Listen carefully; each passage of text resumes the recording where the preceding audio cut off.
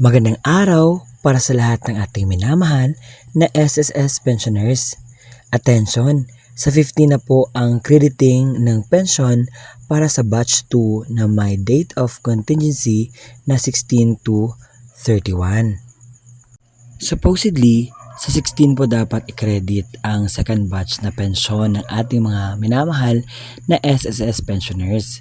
Pero nakalagay po sa Sabado ang 16 sa Nobyembre, kaya mapunta po siya sa 15.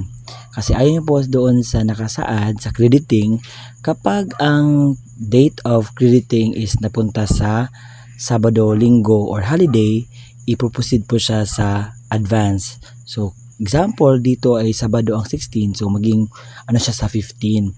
Pero baka may magtatanong sa akin or magsasabi, "Sir, mali po yan kasi sa amin hindi naman po siya sa 16 yung sa aming bangko." Opo, may kakaiba pong mga timeline kasi yung ibang banks po matagal ma-download, mayroong delays po talaga. At may nagtanong din sa akin na ngayong batch 2 ba daw mabigay na ang 13-month pay sa lahat ng mga SSS pensioners. So ang sagot po nun ay hindi pa po dahil yung nakasaad sa ating na-vlog nung una is hindi pa ngayon sa second batch. So antay natin, baka sa 29 ay mabibigay na po yun. So yun po ay parang estimated date lang po kung kailan po mabigay.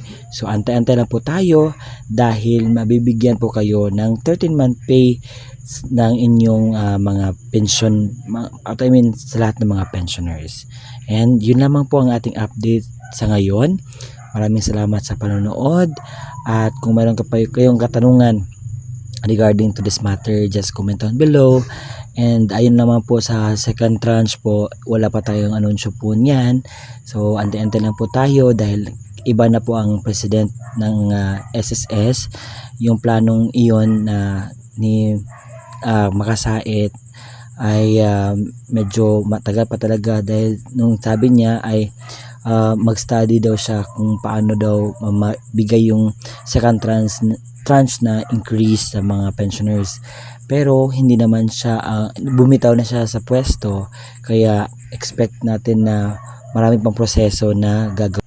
At yan naman po ang ating update sa ngayon. Maraming salamat sa panonood, and don't forget to subscribe my YouTube channel at saka i-bell notification mo na para maging updated ka sa mga videos na i-upload ko pa. So maraming salamat. Bye-bye!